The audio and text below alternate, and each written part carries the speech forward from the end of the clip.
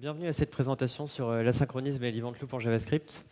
Avant de commencer, si vous avez jamais fait de JavaScript, je suis sûr que les 3 autres quickies vous intéresseront beaucoup plus. Voilà. Bon, maintenant que c'est dit. Donc moi, je m'appelle Benjamin Cavy, je suis développeur à Serly, donc une société de services qui est basée à Poitiers, qui est très bien. Si ça vous intéresse, n'hésitez pas à venir m'en parler. Alors, l'asynchronisme, qu'est-ce que c'est? Bon, à grosse maille, c'est une manière d'exécuter du code de manière différée. Et en fait, ça permet notamment de gérer des actions qui seraient normalement bloquantes. Alors, le cas d'école, c'est un appel réseau. Typiquement, quand vous faites un appel réseau, vous avez 2 manières de gérer le truc. C'est vous faites votre appel réseau et vous bloquez le thread en attendant d'avoir la réponse. Et à ce moment-là, vous reprenez votre thread et vous continuez l'exécution de manière linéaire et synchrone.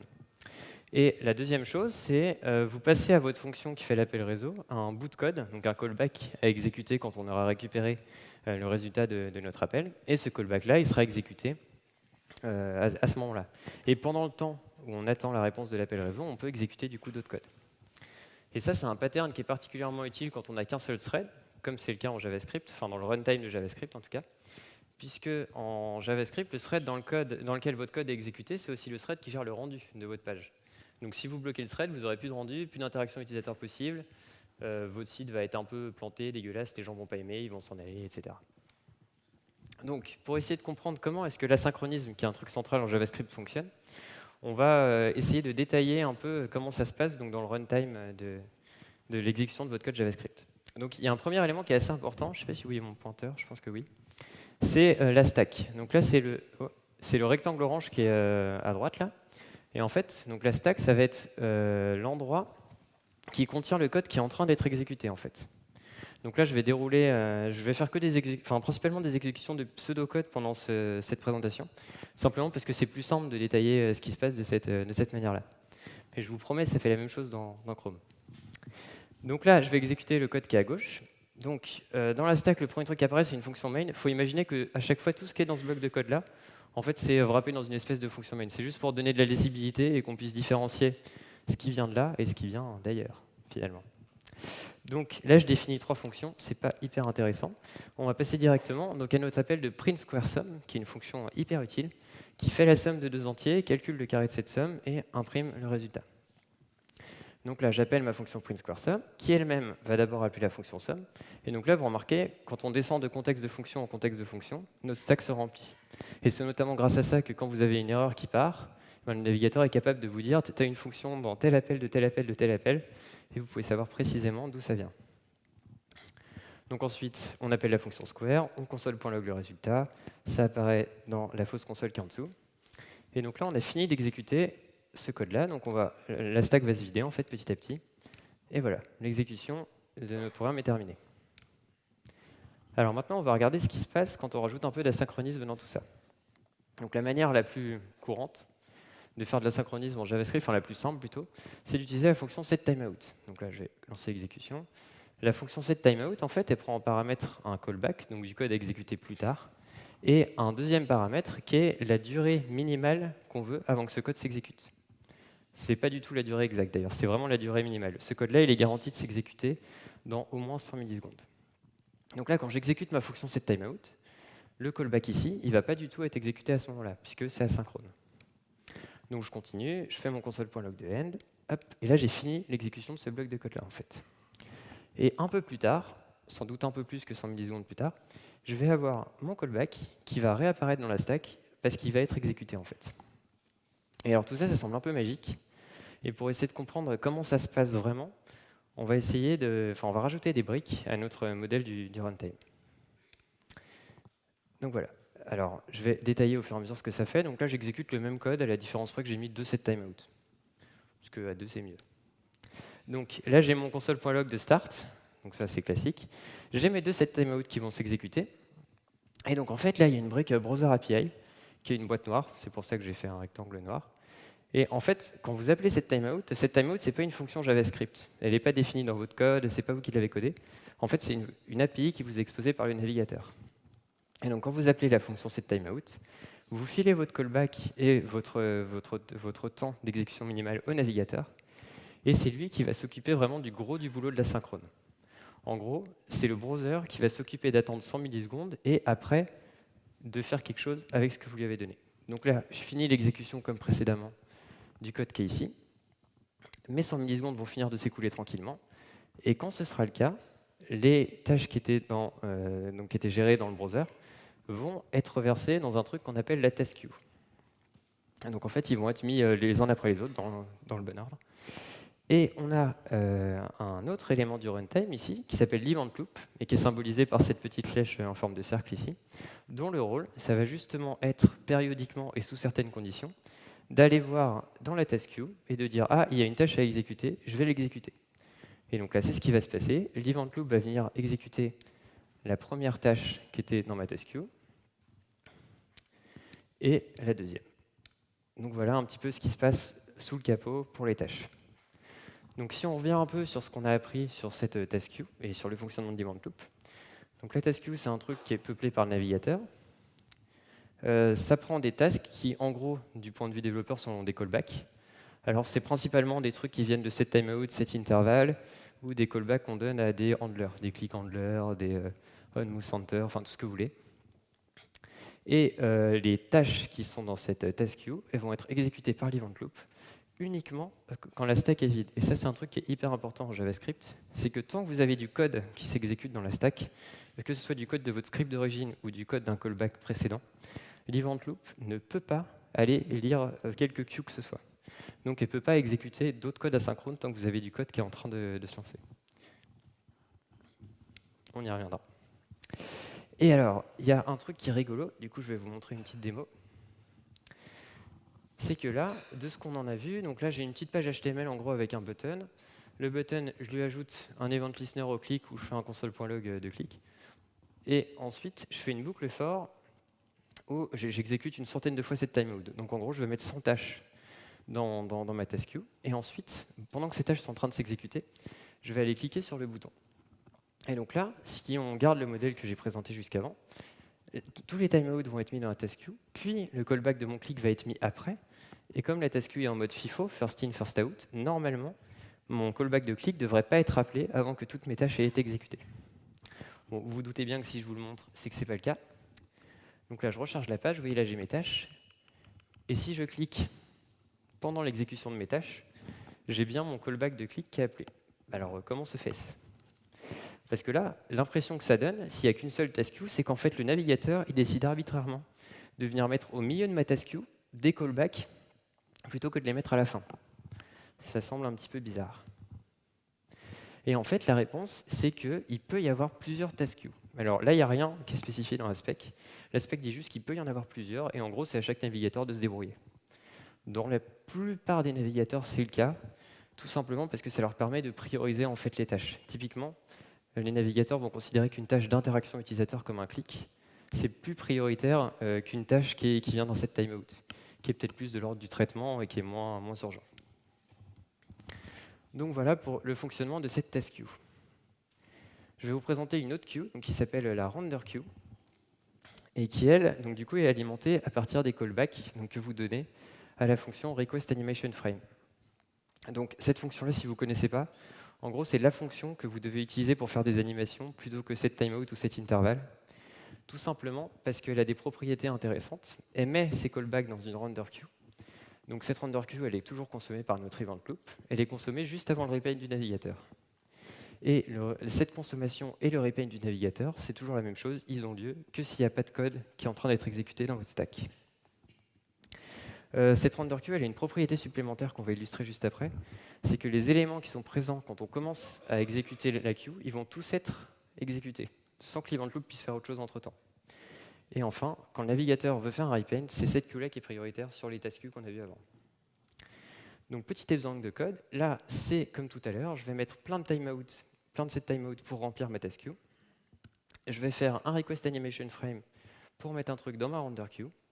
Et je vais exécuter tout ça. Donc là, le code s'est exécuté assez rapidement. Le navigateur n'a pas besoin de se rendre pour l'instant. Donc, l'event loop va venir exécuter quelques tâches. Au bout d'un moment, le navigateur va vouloir faire un rendu.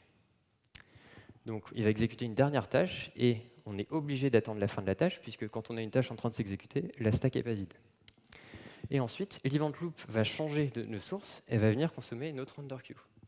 Et donc, elle va exécuter le callback de requestAnimationFrame. Le navigateur va faire son repaint et l'event loop peut reprendre ce qu'elle était en train de faire, c'est-à-dire consommer la task queue. Deuxième exemple, donc là j'ai fait une fonction recursive request animation frame qui en gros on lui donne un callback, elle appelle request animation frame qui exécute ce callback et tout de suite après on rappelle request animation frame, enfin on rappelle la fonction de manière récursive de manière à remettre un autre request animation frame en attente en fait. Donc j'ai la même boucle for qui m'a mis plein de tâches dans ma task queue. Donc là j'ai deux tâches qui ont été mises dans ma render queue parce que j'ai utilisé deux fois ma petite fonction. Le navigateur exécute des tâches. Il a besoin de faire un repaint. Du coup, on va venir dépiler mon callback. La fonction va être appelée, donc on fait le console.log. Ensuite, on se rappelle de manière récursive, ce qui met un autre élément dans notre render queue ici. Et donc je vous ai dit, l'event loop, quand elle commence à consommer la render queue, elle est obligée d'aller jusqu'au bout des éléments qui étaient présents initialement. Donc là, on va consommer le deuxième.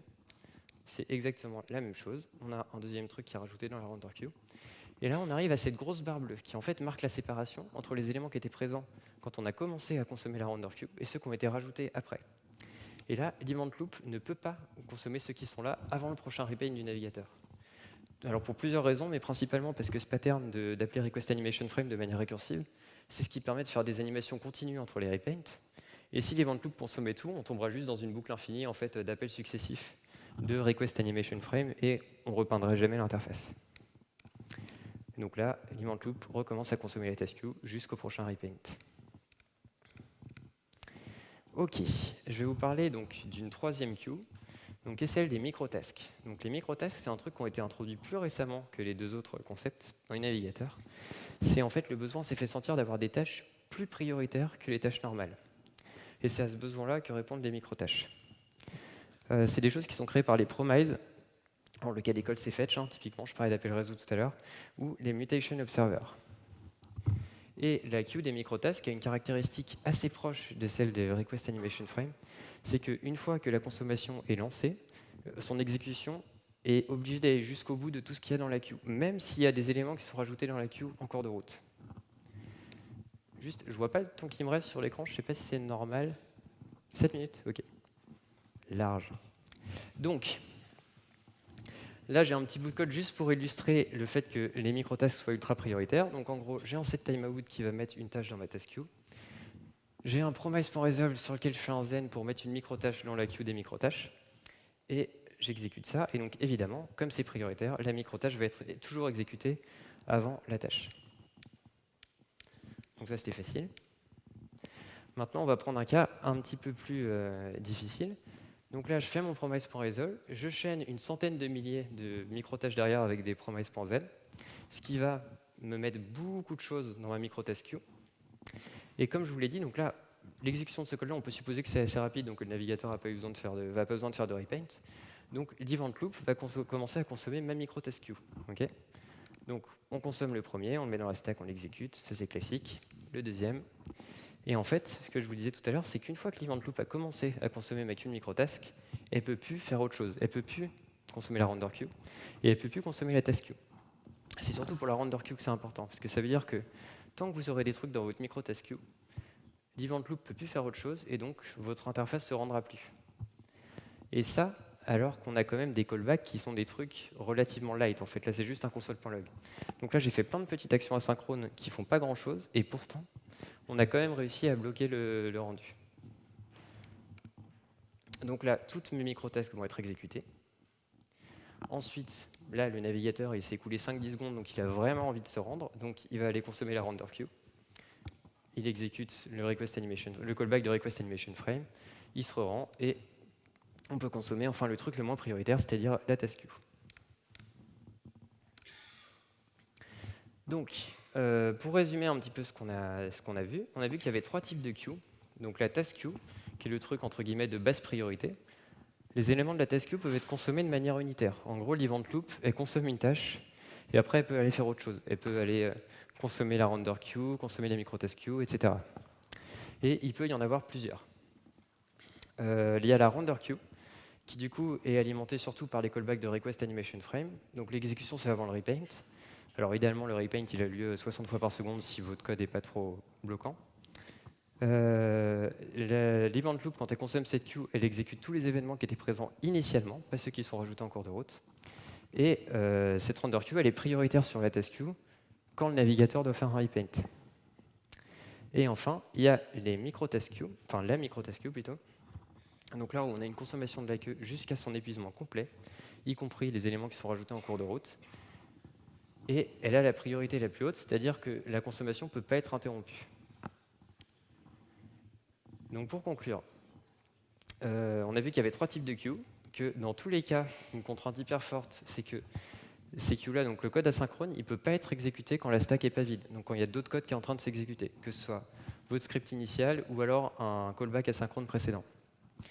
On a vu que asynchrone, ça ne voulait pas du tout dire non bloquant. Bon, alors il y a un cas où c'est évident, c'est quand vous faites une boucle infinie dans un set timeout. Là, vous allez le voir tout de suite. Mais même si vous faites des petites tâches, ou des petites micro-tâches en l'occurrence, vous pouvez vous retrouver bloqué. Et enfin, bon, c'est un peu facile de tirer sur l'ambulance, mais il faut faire attention, parce que dans Internet Explorer et dans Edge, les micro-tâches ne sont pas implémentées selon la spec. En fait, c'est une espèce de bidouille où ils utilisent quand même des tâches, donc on retrouve plus les propriétés des tâches pour tout ce qui est promise, plutôt que celles des micro-tâches. Quelques trucs intéressants si vous voulez creuser le sujet. Donc il y a ces 2 conférences-là qui ont été données à la JSConf Europe 2 années différentes et qui sont vraiment hyper intéressantes à regarder dans cet ordre-là, parce que c'est un peu la suite l'une de l'autre. Si vous n'êtes pas trop vidéo, il y a cet article de Jake Archibald qui est vraiment hyper intéressant et qui reprend en gros ce que j'ai dit là. Ou plutôt c'est moi qui reprends ce qu'il a dit. Et il y a les specs de l'event loop qui sont surprenamment lisibles. Si ça vous intéresse, je vous conseille d'aller les lire. Alors je pense qu'il me reste encore un tout petit peu de temps, du coup je ne vous remercie pas tout de suite. Il y a une fonction qui est sympa, c'est le request IDLE callback. Je ne suis pas sûr que ça se dise comme ça, mais en tout cas ça s'écrit comme ça. C'est une méthode qui est dédiée aux tâches non urgentes à exécuter. C'est-à-dire que quand vous avez une tâche, genre par exemple vous voulez envoyer des données d'analytics à votre serveur, ce n'est pas forcément hyper urgent. Plutôt que d'utiliser un set timeout, vous pouvez utiliser cette fonction-là. C'est un truc qui a une très faible priorité. Alors je suppose que c'est implémenté dans une task queue à part, qui a la priorité la plus faible. On peut spécifier une durée maximale avant exécution, c'est-à-dire que par défaut, ce sera exécuté quand le navigateur aura le temps, mais ça peut être exécuté, vous pouvez lui dire exécute-le-moi dans moins de 3 secondes.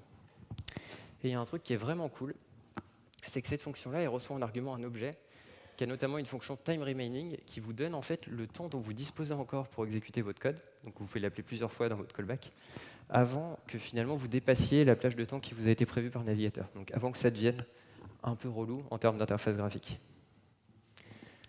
Donc voilà, je vous remercie de votre attention.